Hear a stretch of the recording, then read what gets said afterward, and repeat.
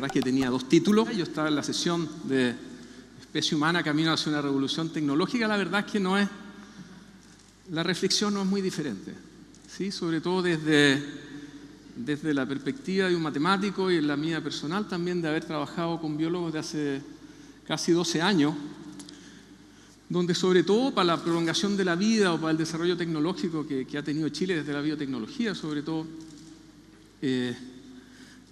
uno piensa en mecanismos, ¿sí? En mecanismos, cómo se ordena la información que está detrás, y como decía Pablo, no solo en el genoma, sino en las capas siguientes y que van a hacer posiblemente en el tiempo prolongar la vida. Como decía el mismo Pablo, hay muchas iniciativas que todavía están explorando, ¿sí? Yo no sería tan negativo, posiblemente van a llegar a un buen fin, pero sobre todo hay que acumular mucho más observación. Quizás reduciría esos 2 títulos en otro que se llama mejorar la vida. Posiblemente sí podemos mejorar nuestra vida haciendo mucho esfuerzo genómico y mucho esfuerzo de modelamiento, para hacerle un poco propaganda a lo que hacemos los matemáticos. Bueno, estos títulos y la genómica en general y muchos problemas de modelamiento siempre nos llevan a los matemáticos a una pregunta que posiblemente es la que yo al menos más uso para responder a otra pregunta que a uno le hacen: ¿por qué uno trabaja en genómica como matemático? Y es algo que atraviesa a los matemáticos, digo, a las matemáticas desde siempre, posiblemente desde que se creó. Existen en algunas cuevas en Sudáfrica, entiendo, de 70.000 años antes de Cristo, no sé, señales de las matemáticas, pero por lo menos de 2000 antes de Cristo, la gente está preocupada de crear matemáticas para poder entender el mundo físico y ahora mucho más el mundo biológico. Cuando uno dice, y uno está colaborando con un biólogo o con un grupo multidisciplinario que quiere atacar el problema de prolongar la vida, lo primero que uno se pregunta, y muy humildemente, no como una pretensión de querer resolverlo todo, es ¿qué tenemos que crear? Típicamente las matemáticas y las intuiciones que uno ha tenido durante muchos siglos necesitan una nueva implementación, o posiblemente necesitamos realmente pensar en otros paradigmas que van a servir para arreglar eso. Y lo más importante, que no solo un lenguaje, para los que a lo mejor le tenían susto a las matemáticas, en el colegio no es un lenguaje, en realidad es mucho más que eso. La matemática vive en los objetos, vive en lo que uno mira, vive también en las teorías propias que ya tiene y le da contexto al soporte tecnológico y le da al progreso tecnológico. Desafíos llegan de todos lados, de la minería, la sismología, por supuesto, la astronomía, la biología, la biotecnología. De muchas áreas en Chile llegan desafíos para las matemáticas que requieren y nos tensionan y quieren que creemos más matemáticas. Pero algo que también no es menos importante es que posiblemente lo que ha hecho sobrevivir a las matemáticas tantos años y ser un elemento importante en la colaboración para el desarrollo en la biología es que también hay intuiciones propias, y esas intuiciones propias que van lentamente avanzando muchas veces terminan resolviendo problemas y objetos de la naturaleza. Esto puede resultar una provocación, pero el gusto personal, posiblemente uno de los inventos más hermosos del hombre. Y como decía un colega ayer, Servet Martínez, posiblemente el que más ha durado. De alguna manera, y en esa motivación está el hecho de querer entender la biología desde la matemática, y no solo desde la biología, porque hay muy buenos biólogos que lo están haciendo. Y quiero poner algunos ejemplos, no son de la biología, son simplemente de lo que nos pasa todos los días. Posiblemente a mí Google me impactó potentemente. Cuando yo hice mi tesis de doctorado en Francia, buscar información científica era imposible con los buscadores de la época, en los años 90. Google nos cambió la manera de hacer ciencia, nos cambia la vida hoy día, todos los días, cuando queremos buscar un pariente, alguien dice algo en un café y uno se mete a Google y cambia su vida porque entiende a lo mejor lo que le están diciendo. Y para ligarlo con lo que decía antes, tiene mucho que ver Google y tiene mucho que ver toda esta revolución de muchos datos que uno está produciendo y muchos datos que uno quiere entender hoy día, gracias a esta baja de precios en muchas áreas, es que había probabilidades que se habían consolidado en el siglo XX. Ahí pongo la foto de uno de los matemáticos rusos más importantes del siglo XX para poder formalizar el azar, ¿sí?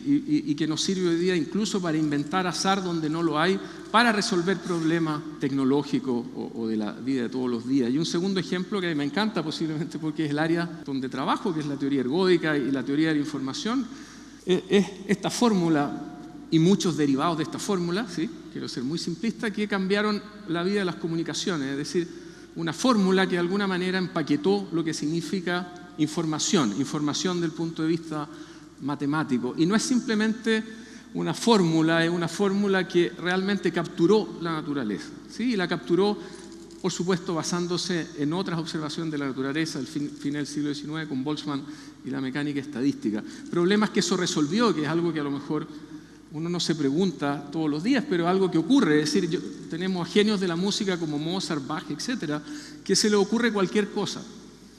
Es decir, se le ocurre tan cualquier cosa que uno podría pensar que cualquier secuencia de 0-1 es su imaginación y suena bonito, pero resulta que yo tengo que guardarlo en un compact disc, tocarlo en un Walkman, no sé, eso era de mi época. Pero eso tiene muchas restricciones y es el hecho de entender la información que hace que uno puede codificar y poner la imaginación ilimitada de Mozart en un dispositivo. Y eso es una fórmula, de alguna manera, y algunos teoremas, por supuesto.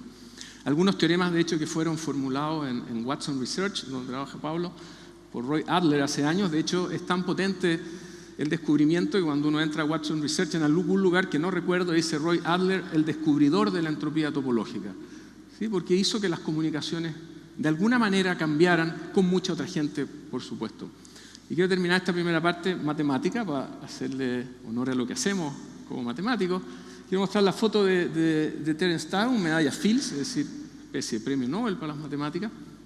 Posiblemente el matemático, en lo personal, más versátil, joven que existe hoy día, que se interesa no solo en las matemáticas puras, pero se interesa naturalmente por las matemáticas que él hace en que ellas sean aplicables. Y posiblemente, quiero terminar esto antes de pasar a las cosas más biológicas, diciendo que matemático no es un ser estático puesto en una oficina, posiblemente con papel pizarrón de tiza sobre todo, pero además alguien que está interesado, y uno está interesado que efectivamente incluso de teorías sofisticadas tengan un impacto, ¿sí? Tener buenas intuiciones, y eso es lo que estamos trabajando siempre para que si uno quiere prolongar la vida o mejorar la vida, ocurra. Terence Tao, de hecho, hace poco tiempo decía que, siendo un tipo muy teórico, decía que le sorprendía gratamente cómo las teorías terminaban siendo aplicadas en objetos concretos. En el caso de él hay algunas aplicaciones muy bonitas que tienen que ver con comprimir la información. Es decir, uno guarda mucha información y la verdad que comprimirla es un problema. ¿Sí? Muchas cosas que uno hace todos los días parecen muy naturales, pero son muy difíciles de hacer. Y comprimir la información es algo que tiene mucho que ver con la genómica. ¿Sí? De alguna manera, el genoma y de cada una de las especies que uno tiene comprimida mucha información ahí. Información que está estructurada de tal manera que todavía no solo, es decir, miramos el genoma y todavía nos hacemos preguntas. Sobre todo nos hacemos preguntas de cómo los objetos que están ahí adentro terminan interactuando entre ellos y con otros objetos que se introducen a la célula, e incluso cómo se mandan señales de una célula a otra, simplemente codificando y comprimiendo la información en un objeto compacto, en el caso del ser humano, con algo así como todas esas libros de teléfono que mostraba Pablo hace un rato. Y para poner un poco el contexto, otro contexto también de la genómica, tiene que ver con esto de medir. En general uno mide, acumula y acumula datos y la verdad que lo que está buscando es generar información. Y esto que nos bajan los precios nos hace atrevernos mucho más a explorar y posiblemente tenemos mucho más información de lo que podemos manejar, pero es necesaria. ¿Sí? Es decir, cada uno de los secuenciamientos que se han hecho muy caros desde la época del genoma humano, un ejemplo, las bacterias para la biolixiviación bacteriana de cobre, recuerdo que cada una de ellas costó $300.000, el gerente de la empresa se ponía nervioso con eso. Hoy día las hicimos de nuevo hace algunos meses y cada una de ellas costó $500.000 y posiblemente nos salió caro, ¿sí? Porque tuvimos que mandarlas a Estados Unidos. Y ellos las mandaron a Corea, etc. Es decir, acumulamos datos, pero lo que medimos antes también fue necesario para medir de nuevo, y eso es algo crucial. ¿Qué medimos? En biología medimos genes, es decir, sacamos DNA y tratamos de entender cuál es el genoma, reconstituirlo. Tratamos de medir toda la cadena de la biología molecular, voy a decir, muchos genes se transforman en RNA de algún tipo, después generan proteínas, interactúan con piezas químicas que flotan en la célula, todo eso constituye redes, que en realidad se mezclan hoy día por el conocimiento actual, todas con todas, esencialmente. ¿Sí? Y eso es la vida, y esa vida de alguna manera está codificada en el DNA. Y mientras más vemos el genoma, y eso lo ligo con esto de la prolongación de la vida, mientras más vemos el genoma humano, más nos damos cuenta que hay complejidades que no habíamos imaginado. Hay complejidades, por ejemplo, y aquí quiero hacer un esfuerzo de integración de datos genómicos. Uno no se había dado cuenta, por ejemplo, y es la figura que pongo arriba, que si uno tiene una red metabólica, es decir, reacciones químicas que están catalizadas por una enzima, posiblemente los genes que catalizan a esas enzimas están organizados de una cierta manera. A lo mejor el paradigma de simplemente juntar reacciones químicas no es el paradigma que tenemos que usar. A lo mejor es un paradigma que se mezcla mucho más con la manera como uno comprimió la información en el genoma. O la segunda figura lo que trata de mostrar es los genomas están en los círculos, son genomas de varias bacterias de la biominería, y lo que uno ha observado es que en realidad ellas no pueden vivir solas. Si yo quiero hacer un proceso de biotecnología, no es ácido tibobacillus ferroxidans, que era la bacteria clásica de la que uno hablaba para la biominería, son muchas de ellas juntas, y esas flechas que están ahí lo que tratan de indicar es que sus procesos metabólicos están ligados. Es como si fuese un organismo, como el último ejemplo de Pablo, digamos, como si fuese un organismo que borró sus fronteras para poder trabajar. Y lo último, una red de regulación génica, que posiblemente es lo que más hoy día tiene mucho valor, porque es ahí donde está la regulación de los procesos que uno está mirando, y que uno quiere entender todas esas flechas, posiblemente modificar solo aquellas que son necesarias para no destruir al organismo. Y como matemático, por supuesto, uno quiere predecir, quiere constituir ese universo para poder predecir cosas. Hay mucha ciencia ficción, pero realmente se pueden predecir cosas. Y muchas veces la mejor vida o los mecanismos para prolongar la vida no tienen que ver con uno mismo, sino que tienen que ver con estos procesos, tienen que ver con observar la naturaleza y ver cómo ella se las ha arreglado para, por ejemplo, las bacterias biomineras que viven a medio morir saltando. De hecho, uno cree que están súper adaptadas, pero las bacterias están metidas en un medio tan agreste que en realidad lo que tienen que hacer es sobrevivir, y esos mecanismos de sobrevivencia a metales que la están atacando frecuentemente son los mecanismos que a lo mejor uno tiene que entender para potenciar o curar la enfermedad de, no sé, Alzheimer, que tiene mucho que ver con el exceso de metales. Es decir, a lo mejor la naturaleza biominera y biotecnológica hace eso. Y cuando digo predecir, lo que quiero decir es, por ejemplo, en este proceso natural de la biolixidación, que consiste esencialmente, que uno podría realmente darle mucho significado como chileno, ahora que el precio del cobre está tan bajo y que tenemos reservas de cobre en una forma que no es la forma oxidada en que uno está acostumbrado a sacar el cobre de manera simple. Estos procesos naturales que desde los indígenas obviamente uno entendía que ocurrían, no sabía que estaban mediados por bacterias, pero sí existían. Lo que uno quiere hacer realmente es integrar esta macropila donde efectivamente uno quiere extraer cobre con realmente las redes que están adentro. Esta es una simulación muy simple, un trabajo de casi 10 años de poder extraer o dibujar en un solo mecanismo, digamos, todo lo que podría estar ocurriendo entre todas las bacterias que participan ahí, con un esfuerzo de poder predecirlo. Predecir significa también hacer ingeniería, es decir, hacer ingeniería de procesos donde uno no necesita saberlo todo, pero necesita saber suficiente. ¿Sí? Cuando, es una historia vieja, cuando sale Nokia en Finlandia, me decía un amigo ingeniero eléctrico de esa época que no tenía que funcionar.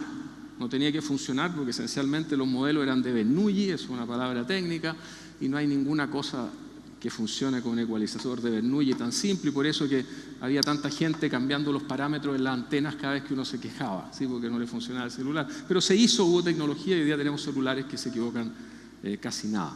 Es cierto que secuenciar genomas posiblemente hoy día es pan de todos los días, pero hay algo que también nos muestra la secuenciación de genomas, sobre todo para la mejora de la vida, tiene que ver con que cada vez que uno ve un genoma se da cuenta que era más complejo. Y si uno lo pone en el formalismo de las probabilidades, lo que uno quiere decir que el espacio muestral, el espacio de donde se están generando el azar, es mucho más grande de lo que uno pensaba. Así que secuenciar genoma y desde ahí sacar estructura posiblemente vuelve a ser un desafío. Sí, posiblemente no el desafío de ver los genes, pero sí el desafío de las estrategias que se dio la naturaleza para constituir sus genomas.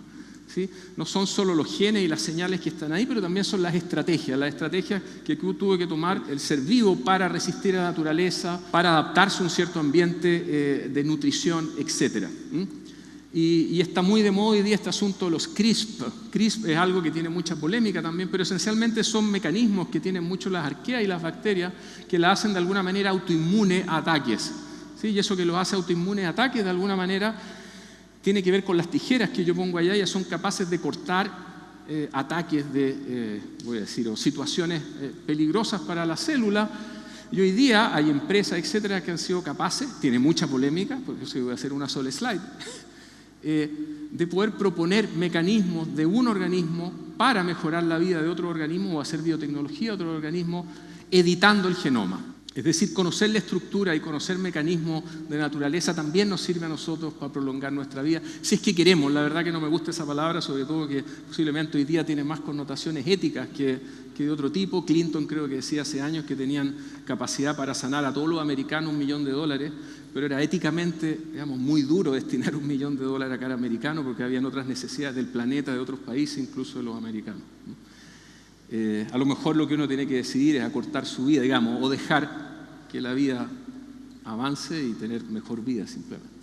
Hay otros proyectos de entender la estructura que son muy importantes en Code y otros, pero también hay esfuerzos matemáticos, y eso quería detenerme en este slide, porque las matemáticas, desde la física estadística, la entropía y muchas palabras que han guiado lo que hacemos nosotros en sistemas dinámicos, aparecen naturalmente en los genomas cuando uno quiere estudiar la estrategia. Ahí pongo algunos nombres, pero por ejemplo, situaciones clásicas de procesos estocásticos como la markovianidad, la independencia, la condicionalidad, permiten capturar estructura de los genomas, es decir, y posiblemente de ahí generar predicciones. Lo que puse ahí al medio, una locura que hicimos con un polaco, de ver cómo algo que se llama la estructura, la extensión es simbólica, y hay un concepto que se llama entropía residual, que no voy a explicar, simplemente quiero decir cómo eso podía explicar esto, que cada vez que uno secuencia un genoma, el genoma humano, uno encontraba más y más señales en el genoma, seguía quedando un montón de algo que la gente le llamaba el genoma basura, ¿sí?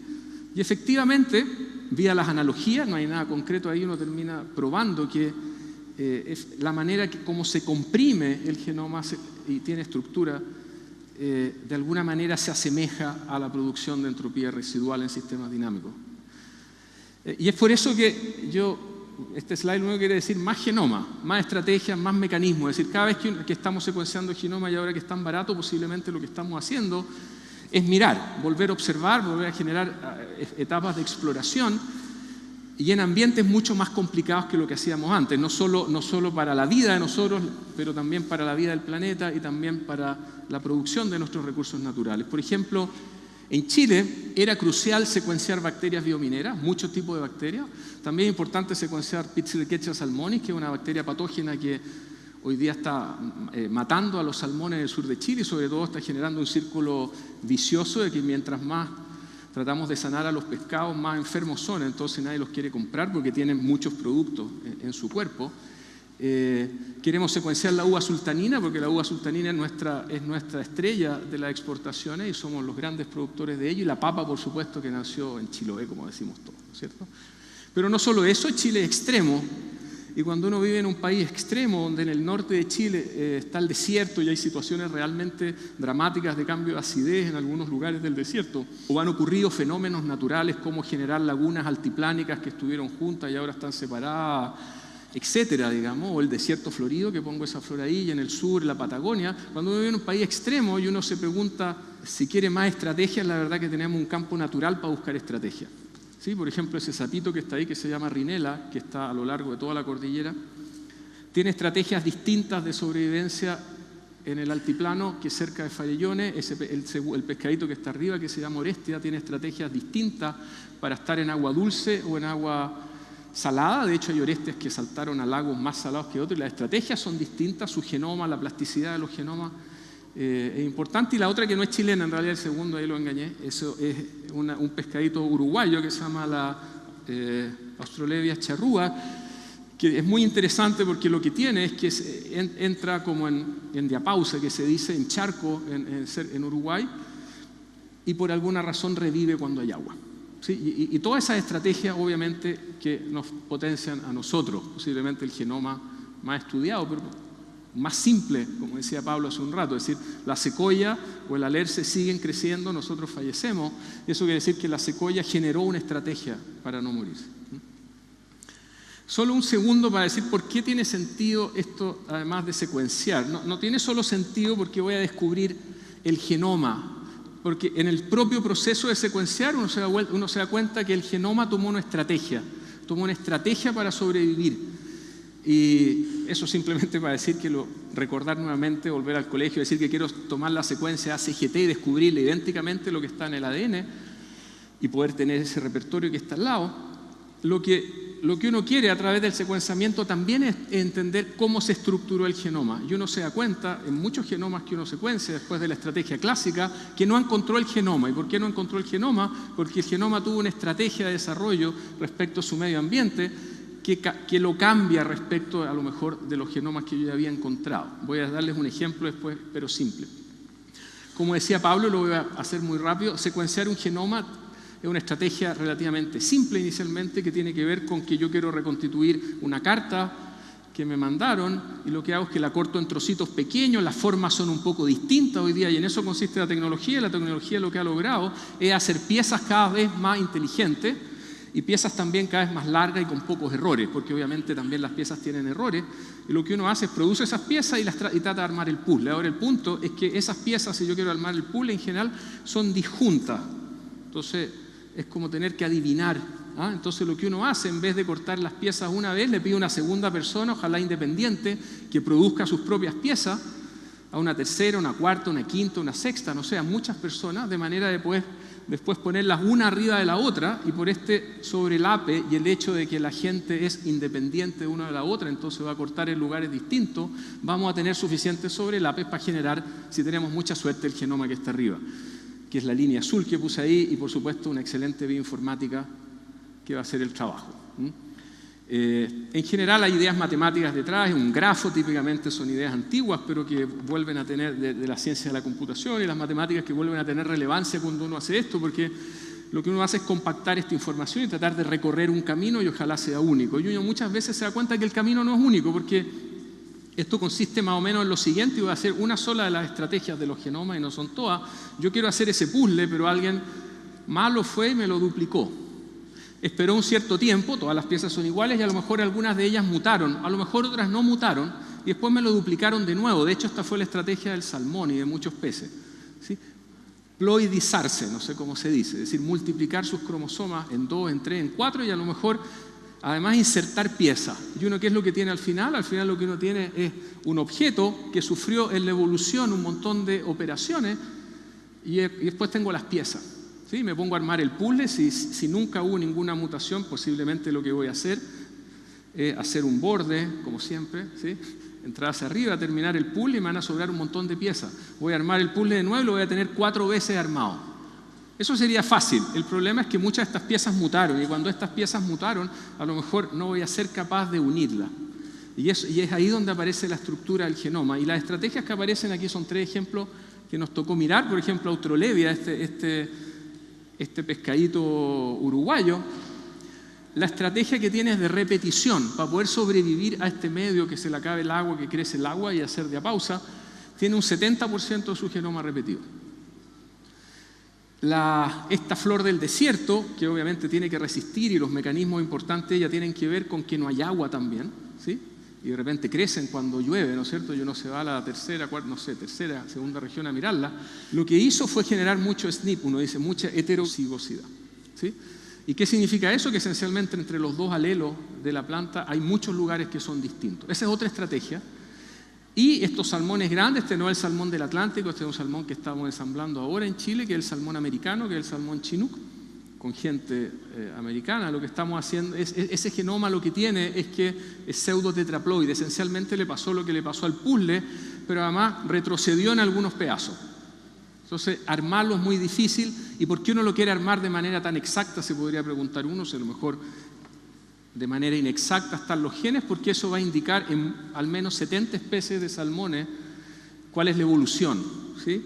Y la evolución tiene estrategias y las estrategias nos sirven para hacer mejoras en el futuro, en particular la nutrición de los salmones, en particular la resistencia a enfermedades, etcétera, que tanto necesitamos hoy día.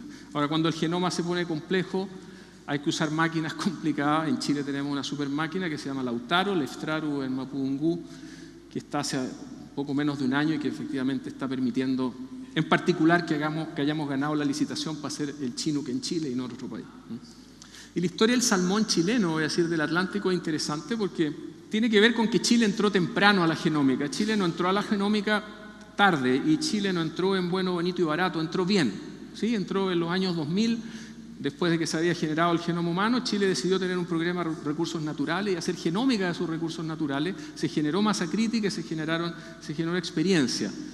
y hace algo así como 5 o 6 años, Chile siendo un gran productor de salmón, los canadienses siendo grandes ecólogos del salmón y los noruegos, por supuesto, la gran competencia en la producción del salmón con nosotros, nos unimos, se unieron los 3 países con aportes de los 3 países a hacer uno de los programas más entretenidos, yo diría, de ensamblar genomas complejos. Se liberó en junio del año pasado y ya está siendo útil desde el punto de vista biotecnológico, pero sobre todo están apareciendo estructuras que no se habían visto antes, estructuras de replicación. Uno cuando se replican los genomas, uno se hace preguntas del estilo: ¿es que este gen que estaba en un lado, que se fue al otro, sigue funcional, no sigue funcional? ¿Es que cambió su función, etcétera? Y yo diría que es una historia chilena interesante. Y para ir cerrando, simplemente esto de secuenciar genomas, finalmente me voy a dedicar toda la charla a decir que es necesario secuenciar genomas para seguir viendo estructura y para posiblemente la prolongación o no, la mejor vida.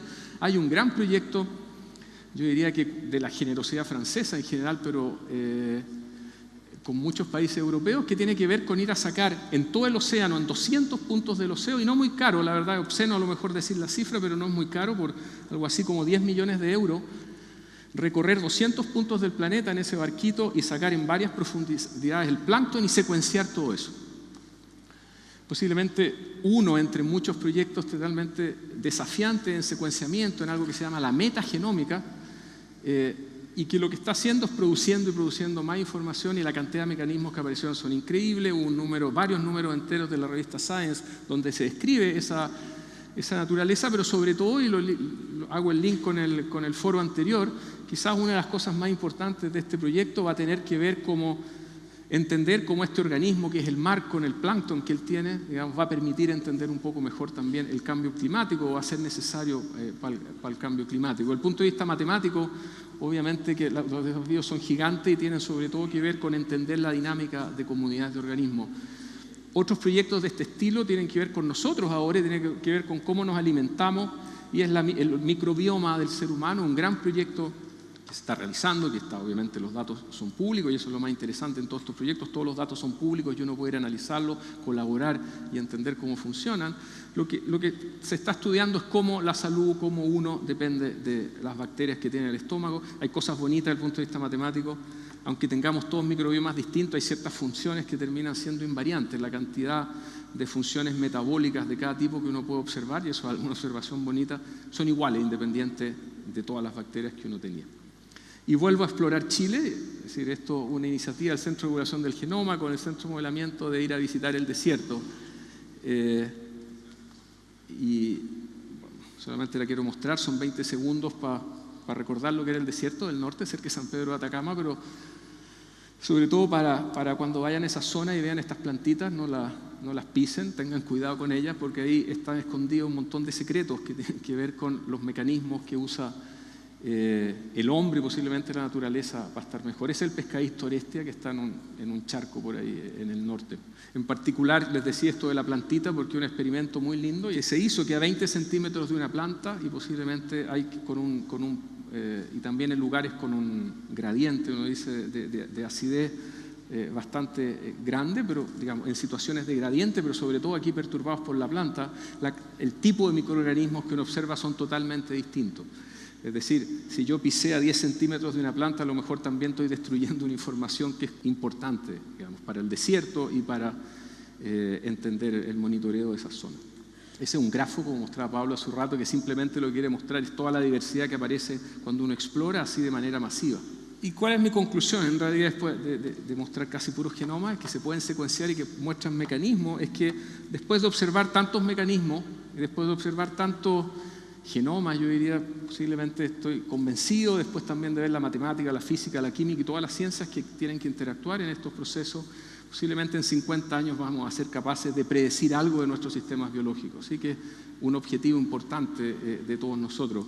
En particular, lo que les decía hace un rato, predecir cómo el salmón y su hospedero, digamos, y su patógeno se linkean. Esa es una reconstrucción a escala genómica del metabolismo de la bacteria, que ya está dando luces, de hecho, de cómo son sus estrategias para asociarse al salmón, o cómo efectivamente la biolixiviación bacteriana de cobre va a ser una actividad ecológica tremendamente productiva, producir el cobre nuestro en 50 años más, o posiblemente cómo todos estos estrategias, digamos, distintas de la zona extrema nos van a servir para generar sensores biológicos. Sensores biológicos, a lo mejor en la semana alguien habló de estas ideas de poder introducir con nanotecnología sensores, pero a lo mejor basados en estrategias biológicas para entender nuestro cuerpo, monitorear el cambio climático.